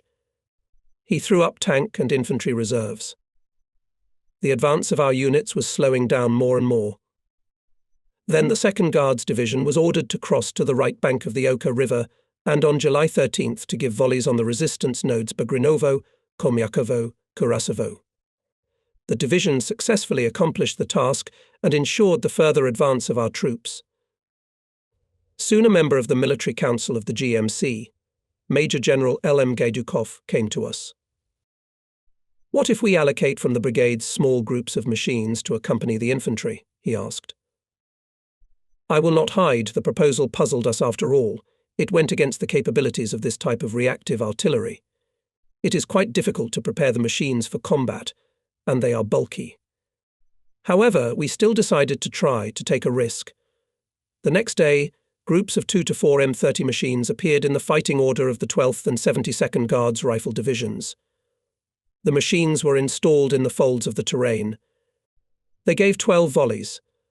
After that, Gaidukov's idea found enthusiastic support among the commanders of the forward infantry units.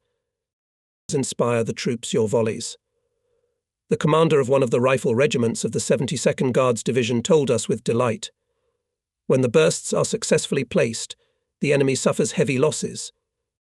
We asked to encourage the guardsmen of the batteries commanded by Senior Lieutenants Belov and Gavrilin. Well done. Wonderfully fight.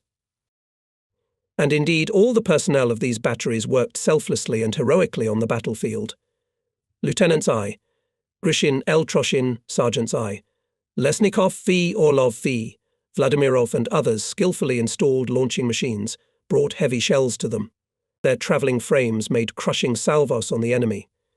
Senior Lieutenants Belov, Gavrilin and their guardsmen were honoured with government awards.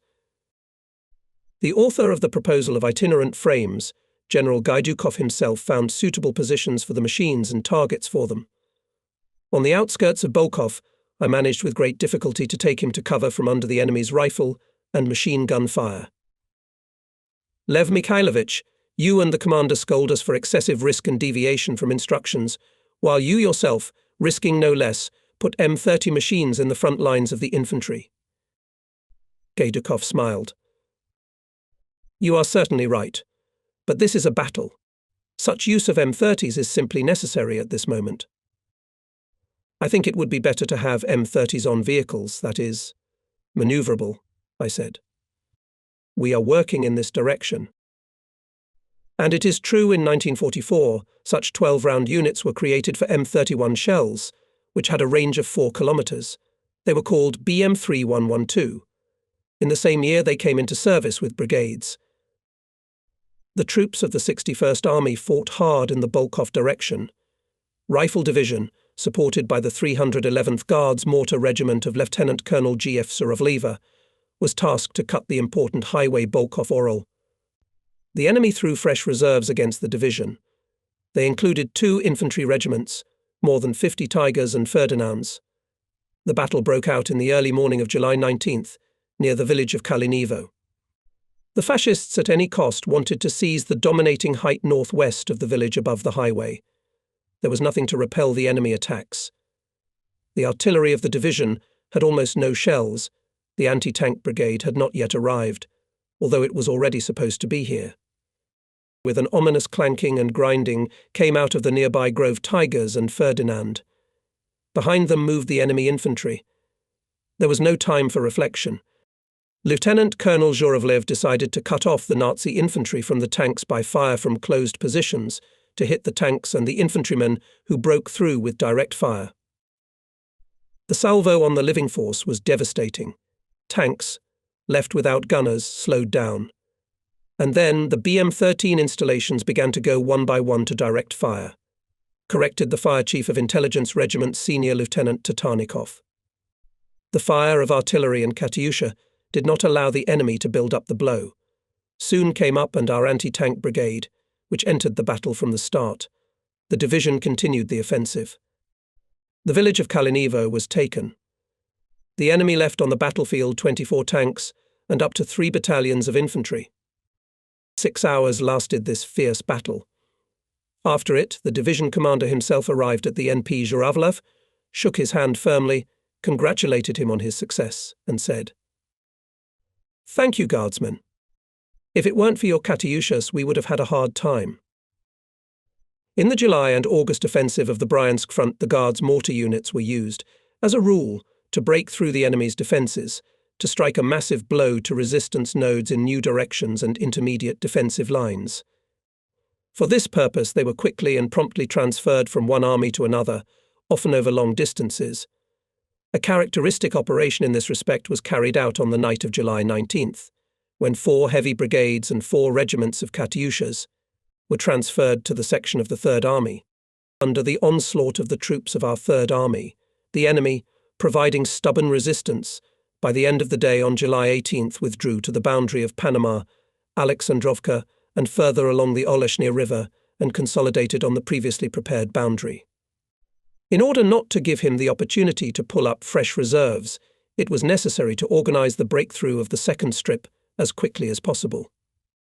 Therefore, the front command decided to break through the Hitlerites' defences on the night of July 19th, 1943, and to bring the 3rd Guards Tank Army into this breakthrough. To ensure the breakthrough in the 3rd Army's band, the Guards' mortar units from the left flank of the 63rd Army were urgently transferred there. The most difficult task turned out to be for the 3rd Guards Mortar Division of Colonel P. V. Kolesnikov, which since July 16th had been in firing positions on the 63rd Army's section. Now the division had to withdraw from firing positions within 24 hours, make a 100-kilometre march, and by the morning of July 19th be ready to volley at a new location. Despite the extremely limited time, the 3 brigades made a night march and by 4:00 a.m. on July 19th were ready for battle. That same night, the 8th Independent Guards Mortar Brigade M30 and 4 regiments of M13 arrived here. Control over the transfer of units and the organisation of the regulation service was carried out by officers of the group headquarters and division headquarters. At the appointed time, all regiments and brigades made a powerful fire attack. The fascist command did not assume that we in such a short time we can concentrate so much artillery in the area of the breakthrough. The fire ram literally led the enemy into confusion. Throwing weapons, Hitlerites in panic fled, and having lost orientation, fell under heavy fire of our infantry, surrendered as prisoners. The troops of the Third Army, after artillery preparation and volleys of Katyusha, captured a number of settlements: Novaya Zizn, Maloyachkasovo, Alexandrovka, Prilepy, Podmaslovo, and others, and the Third Guards Tank Army entered the breakthrough and began to successfully develop the offensive. On July 22, 1943, the enemy managed to gain a foothold on a new intermediate line of defence. The advance of our infantry divisions was suspended. Colonel Kolesnikov received the task in cooperation with artillery to ensure the breakthrough of the enemy defence line. He assigned this task to the 18th Guards Mortar Brigade. Within 3 hours it passed 40 kilometres, took firing positions, and at the right time fired a volley. Engineering structures in the Hitlerites' defence strip were destroyed, and most of the manpower was destroyed. Rifle units developed the offensive and captured a number of settlements: Kapurino, Solovki, Semyonov. The enemy lost up to a regiment of infantry. Breaking the enemy's defences, repelling counterattacks, destroying his reserves and retreating columns, the Guards mortar units of the Front Operational Group only in July 1943 fired more than 60,000 rockets, of which 29,000 heavy-caliber M20 and M30. On August 5 in Moscow, for the first time a salute in honour of the victories won by the troops of the Western, Bryansk, Central, Voronezh and Steppe fronts, which liberated Oryol and Belgorod. On August 18, the liquidation of the Oryol bridgehead of the enemy was completed. The troops of the Bryansk front, in cooperation with the Western and Central fronts, continued the offensive. With the expansion of our offensive line, the 11th Guards Army of General I. X. Bagraman and the 11th Army of General I. Fedyuninsky, and then the 50th Army of General I. V. Boldin moved from the Western Front to the Bryansk Front. With the troops of these armies, 6 regiments of Katyusha joined the task force of the GMCH front, and the 3rd Guards Mortar Division was transferred to another front. Thus, in August 1943, in the operational group of the SMHR Bryansk Front, there were 12 regiments, 4 brigades and 1 separate division. In subsequent battles of the newly arrived regiments of the most proactive 40th Guards Mortar Regiment of Major A.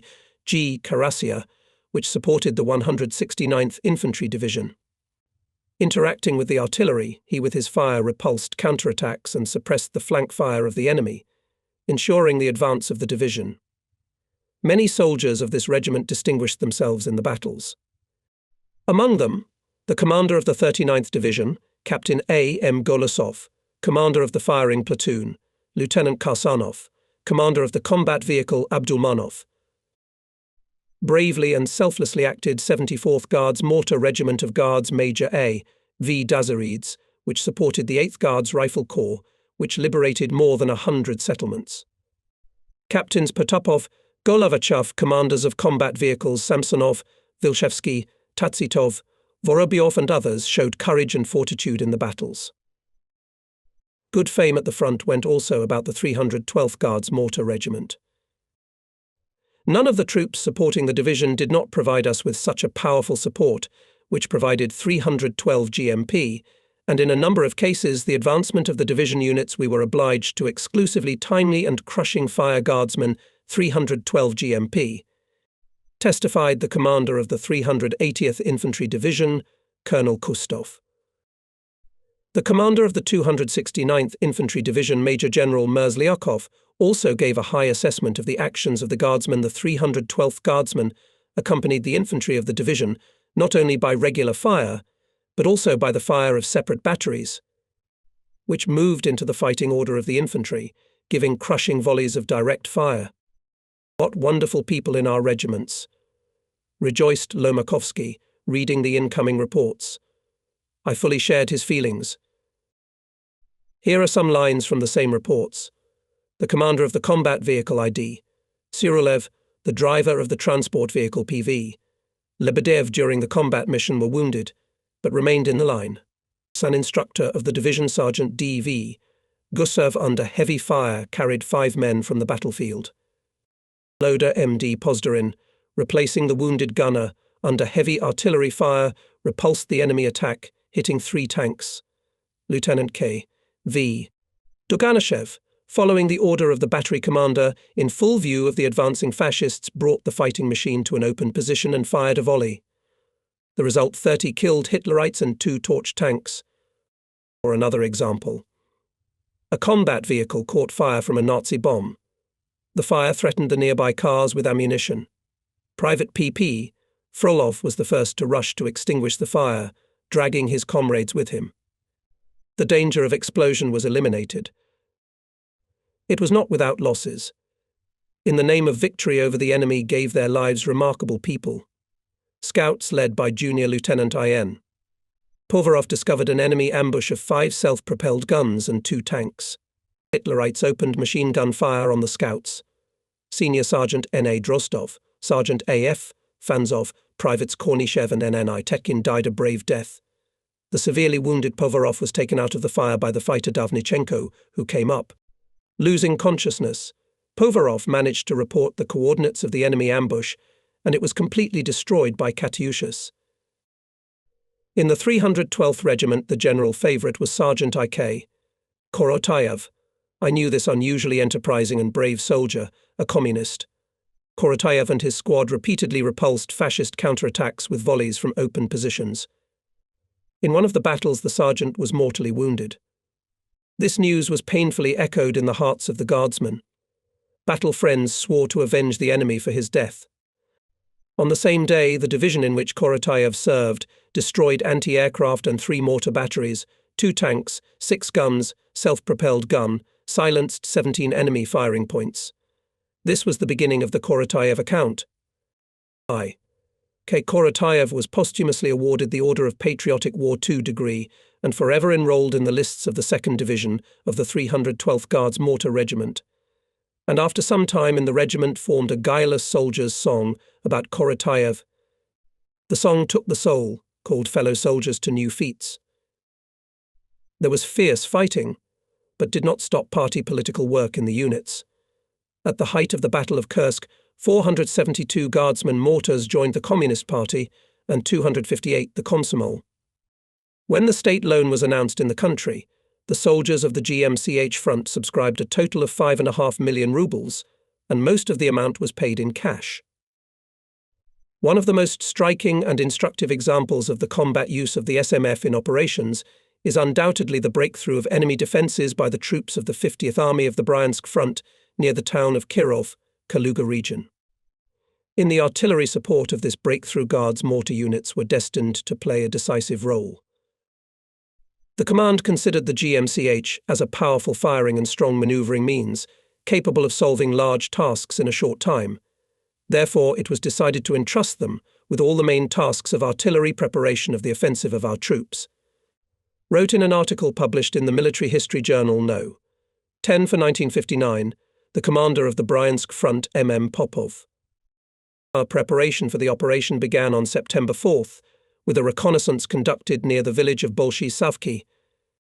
The task of supporting the offensive of the 50th Army troops was assigned to the 2nd Breakthrough Artillery Corps and to the GMCH group, consisting of the M31 Division, 8 M13 regiments. A plan was developed for artillery preparation and interaction of units during the operation. We and the commander of the 2nd Artillery Corps, Lieutenant General M.M. Barsukov, our observation points placed on the bell tower of a large church, located on the western outskirts of Kirov. On September 5th, I was at my observation post. Late in the evening, I was summoned by the front commander, Colonel General M.M. Otey. Hop off. Half an hour later, I was in his car. In the prepared area of the breakthrough, the enemy has a powerful fortified defence strip. It is difficult to count on success. Therefore, it was decided to break through from the site of the neighbouring 10th Army of the Western Front here, and the commander showed on the map the new location of the planned breakthrough. Can you, Comrade Nestorenko, for 2 nights unnoticed by the enemy, to transfer 8 of his regiments to this area with such a calculation that in the morning of September 7th they provided a breakthrough defence? If the roads for vehicles are passable, the task will be accomplished. I replied. The roads are passable. I drove along this route yesterday. The commander, giving me the task, emphasized that, deploying the GMCH in the new area, it is necessary to ensure complete secrecy and to have by the beginning of the operation in each regiment at least 3 volleys of shells. Remember, concluded the General, no written orders. Orders to regimental commanders to give personally. The task was not easy, but our units had a lot of experience in making such marches. Returning to headquarters, we together with Zadorin clarified the availability of combat vehicles and ammunition in the units, outlined the routes and the order of columns. Around the first hour of the night gathered regimental commanders. Each of them on the map was indicated route, defined areas of firing positions and observation posts, as well as the time of passage of control lines. Particular attention, as required by the front commander, was paid to camouflage and stealth maneuver. At 5 o'clock in the morning of September 6th, the regimental commanders were to gather on the eastern outskirts of the farm Moisievsky in the area of the new firing positions. To ensure the secrecy of the maneuver, we decided to move the regiments in 2 echelons. On the night of September 6th, marched only headquarters and platoons of regimental and divisional directorates, and the next night combat vehicles and combat supply platoons with 3 volleys of shells. Adjusters were sent out on the roads, and commandant's posts were sent to the area of firing positions. They monitored the strictest observance of light camouflage. At dawn, the movement of vehicles on the roads stopped. They were carefully hidden in the woods and bushes. Early in the morning of September 6th, we arrived with the staff officer, Senior Lieutenant Shaimov, in the area of the upcoming combat operations. In the farm Moisievskoye, already gathered regimental commanders. Perched on logs, they were having breakfast, fortified, as they say, with whatever God sent them. Everyone laid out everything he had: canned food, butter, herring, sausage. It was our custom, when commanders gathered together, a common table was organized.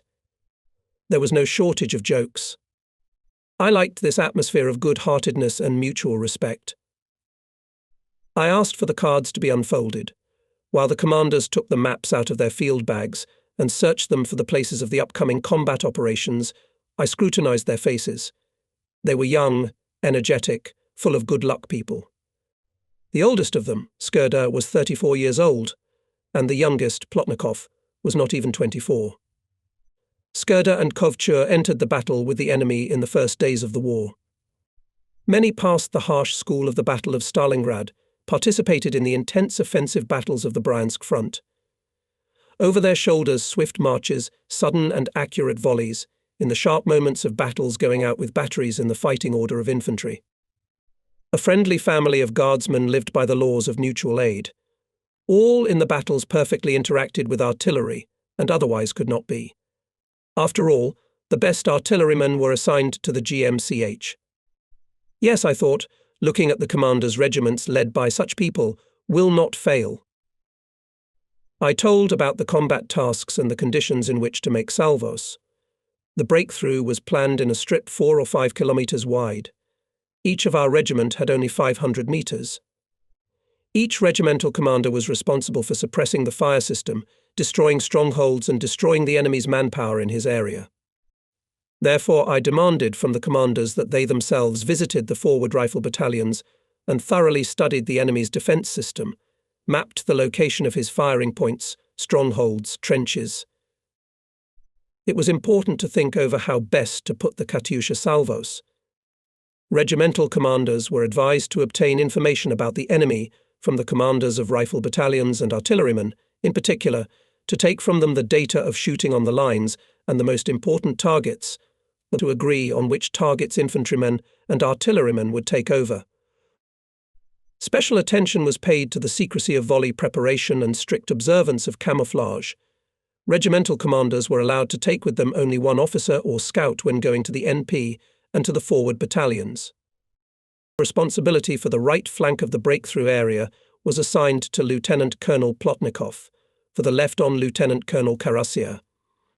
To reflect the flank counterattacks of the enemy direct fire, they had to choose firing positions in the areas of their observation posts, so that if necessary, personally direct the fire of batteries.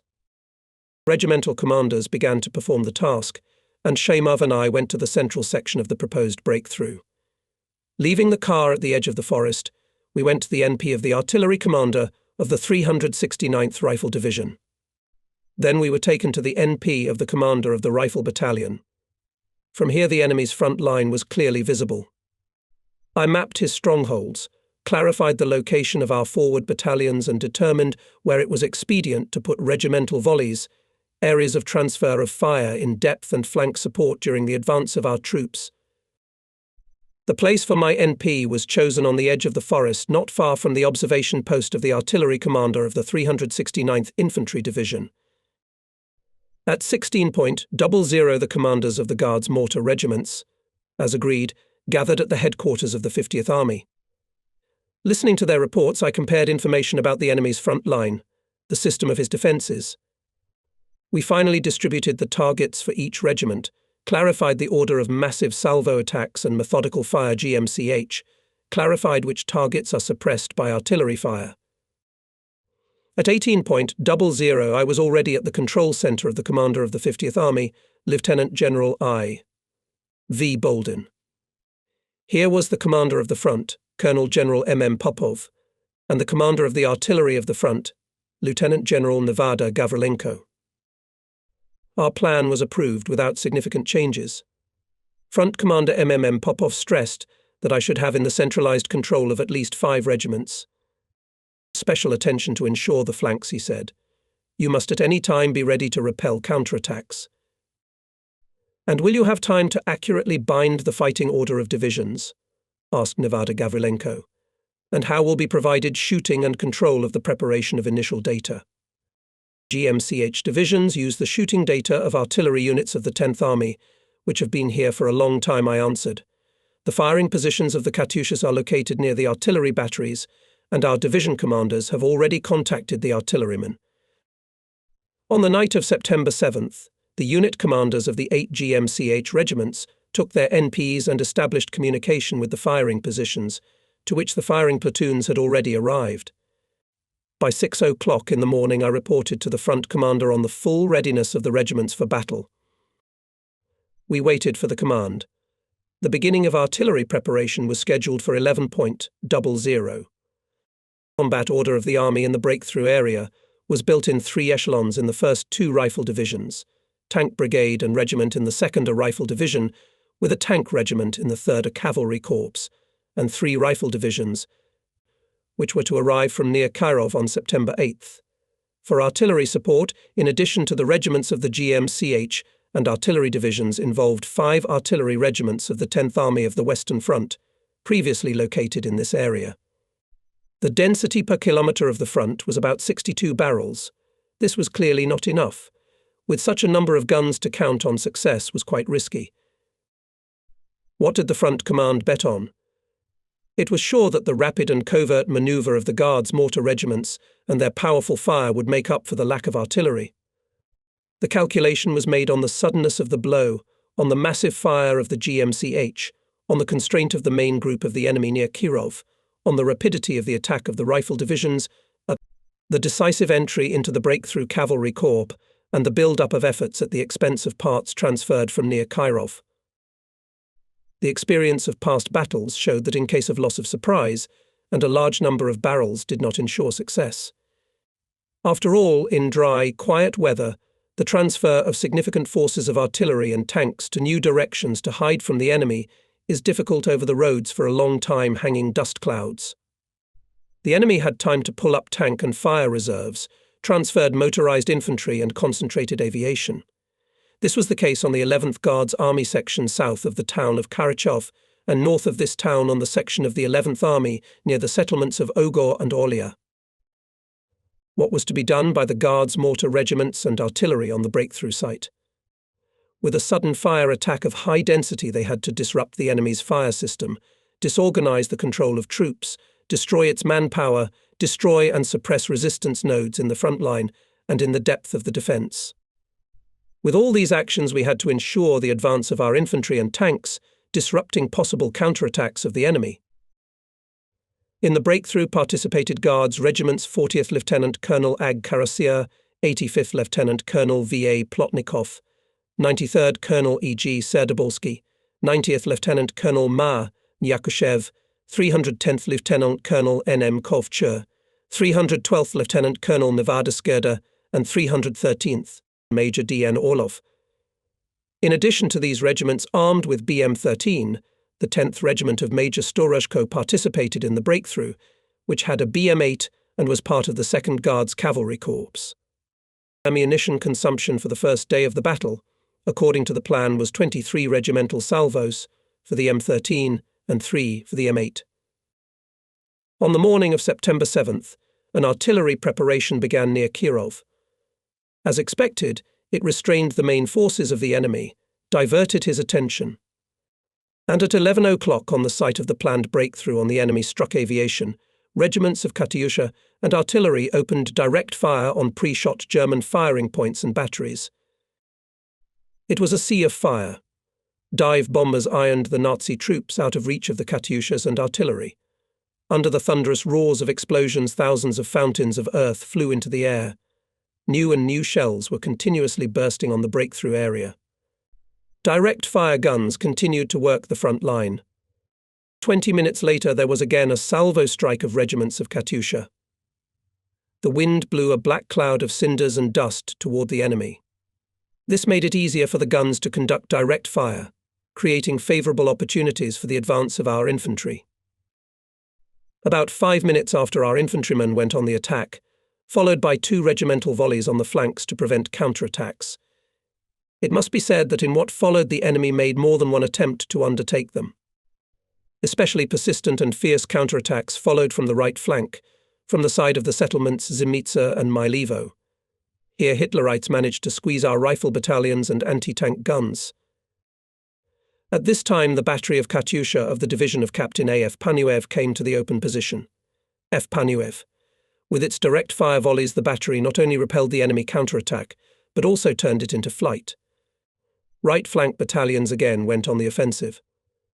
For 20 minutes on the breakthrough area was fired more than 8,000 shells, including 6,000 rockets and about 2,000 artillery shells.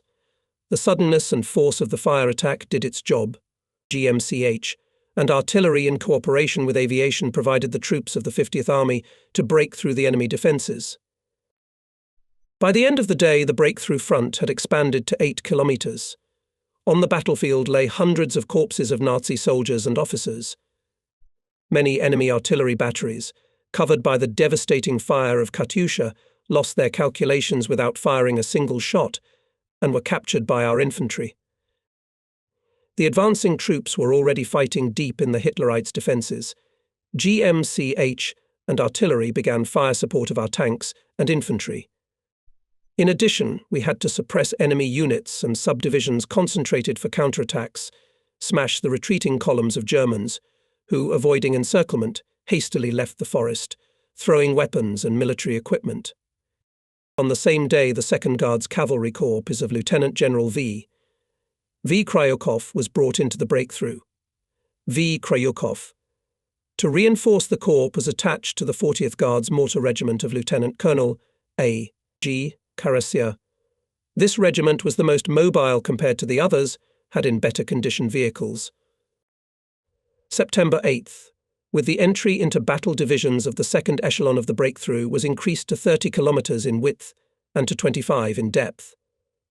The 2nd Cavalry Corps with 2 regiments of Katyusha was rapidly advancing in the direction of Zhukovka. The enemy hastily threw in reserves and undertook flank counterattacks, seeking to cut off the cavalry entered into the breakthrough and close the gap in its defence. For 3 days there was fierce fighting on the flanks, in which the 40th Guards Mortar Regiment played a major role. He struck at the enemy infantry and tanks, and thus disrupted his counterattacks. Invaluable assistance to the Guards was rendered by the Chief of Intelligence of the 24th Red Banner Division of the 40th Guards Mortar Regiment Senior Lieutenant N. I. Vinnikov, sent to the rear of the enemy by the division commander Yar A. Berezin. Having scouted out the enemy forces, the senior lieutenant by radio called the division's fire on the concentration of Nazi tanks and infantry. For his courage, Vinnikov was awarded the Order of Patriotic War of the II degree. Unfortunately, the officer did not live to see the end of the war.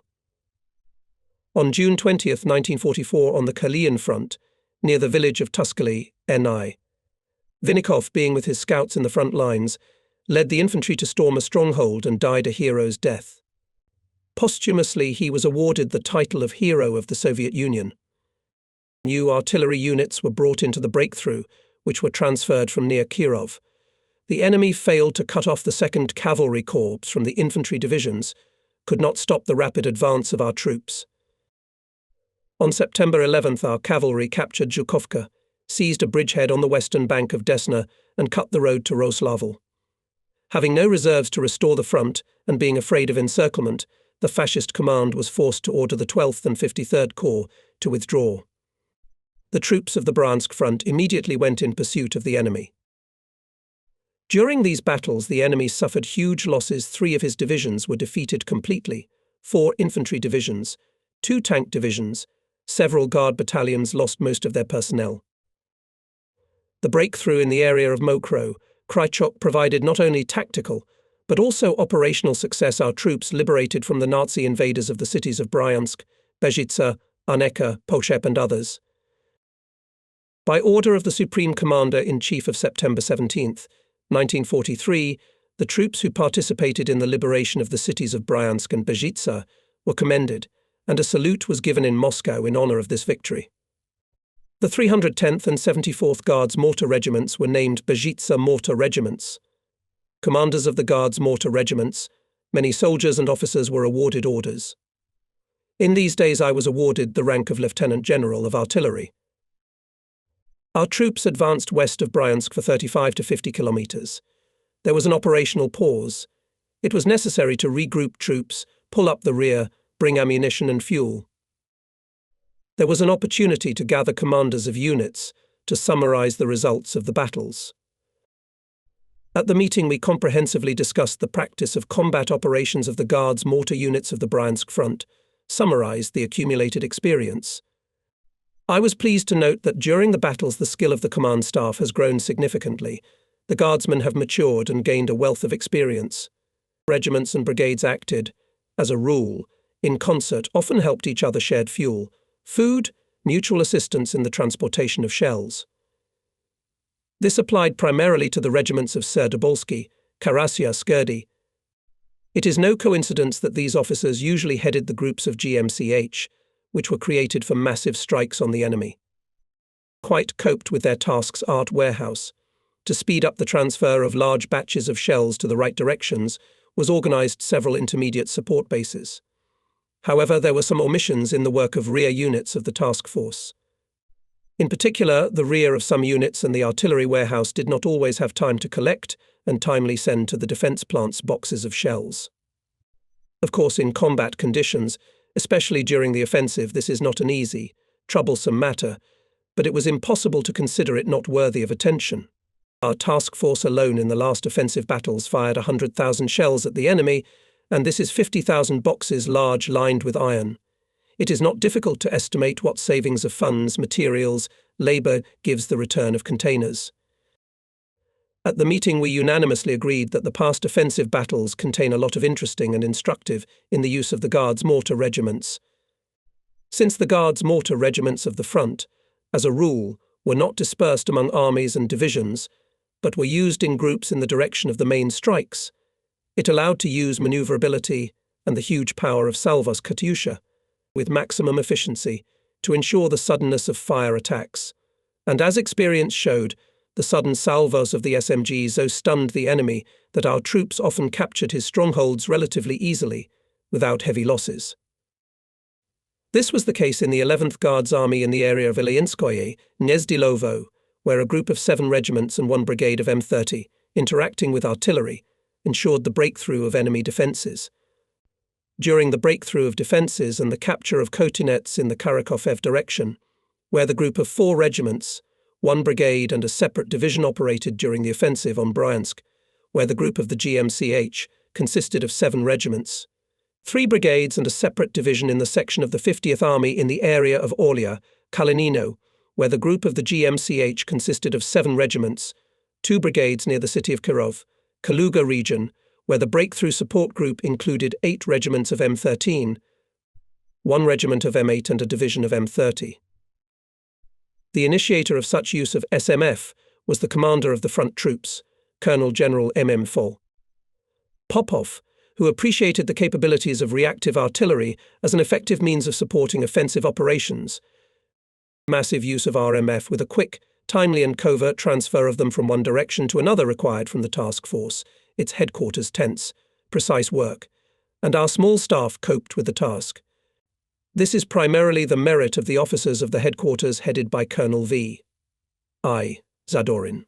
Successful work of the headquarters was facilitated by a system of centralized management and supply, direct subordination and communication regiment task force GMCH front headquarters of the commander of the GMCH. Guards regiments were well provided with motor transport. This alone made it possible to have liaison officers from each unit or group of regiments at the headquarters of the front's task force. Constant and reliable communication, as you know, is crucial in the management of troops. In the Guards regiments, radio stations operated without fail. In addition, in order to communicate with the headquarters of the task force of the GMCH of the front, the commanders of the Guards regiments had the right to use the means of communication in the headquarters of rifle divisions, corps and armies. Consequently, we had favourable conditions for the rapid transmission of combat orders and instructions, for mutual information. Guards mortar regiments, as a rule, operated in the front line of 250 to 300 kilometres. This circumstance to some extent imposed on the style of management GMCH. Regiments operating in the most critical areas were under constant control. There were periods when day in and day out I, and my deputy colonel Kochetkov had to travel by car 200 to 300 kilometres, and sometimes more. During the first 2 years of the war, as I was convinced, the headquarters of divisions, corps and armies, as well as the front headquarters, spent a lot of time on the execution of operational documents. But the later the orders and combat orders reached the units, the less time the commanders had for their execution. It is clear that this led to additional difficulties, especially in those cases when the fulfillment of the combat task required the transfer of units from one section of the front to another. Our headquarters stopped waiting for the finalization of orders and combat orders at the front headquarters. As soon as the decision of the command became known, we immediately sent communication officers to the units with maps and verbal combat orders. And we also hurried to the units. In new areas of combat operations, while the units were marching, we with general army and artillery chiefs clarified combat tasks, linked the interaction with artillery, infantry and tank units. On the sides of combat and transport vehicles of our task force GMCH still had an identifying sign, the Roman 5. The same sign was applied on the signs, which were installed at intersections and bypasses. It served as a regulator, helping lagging units and individual vehicles to find their units. The method of combat management of the Guards mortar units of the front in comparison with other branches of the troops had its own peculiarities. The fact is that the salvos of divisions, regiments, brigades GMCH are hundreds and thousands of powerful shells fired in a few tens of seconds. What responsibility was placed on commanders for timely and accurately placed salvos? What high discipline and organization, coherence of actions these salvos required from the entire personnel of the regiment, brigade.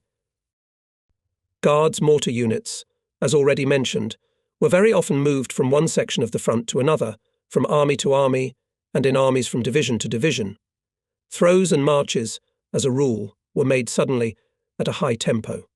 Commanders and political committees, party and komsomol organizations carried out a lot of work aimed at disciplining soldiers, sergeants and officers on the march, clarity in work, diligence, unconditional compliance with the orders of commanders and superiors. In turn, commanders and staffs exercised strict control over the execution of orders and instructions. The troops of the Bryansk front liberated the towns of Pochep, Arneka, Klintsy, Novozybkov. Gomel was next in line. But the unexpected happened by the order of the Stavka. The Bryansk front was disbanded. Its armies were subordinated to the Central Front, and the headquarters and other management bodies, units and formations of the front subordination, headed by the front commander, General Popov, were transferred to the area of Veliki Luki and Naval by railroad echelons. Our task force GMCH in 5 regiments, 3 brigades of the 2nd Guards Mortar Division, an artillery depot, and PRM were also sent there. At the line from Lake Ilmen to the city of Naval from the troops of the Northwestern, partly Kalinin and Bryansk fronts was created front, which from October 20th, 1943, became known as the Second Baltic.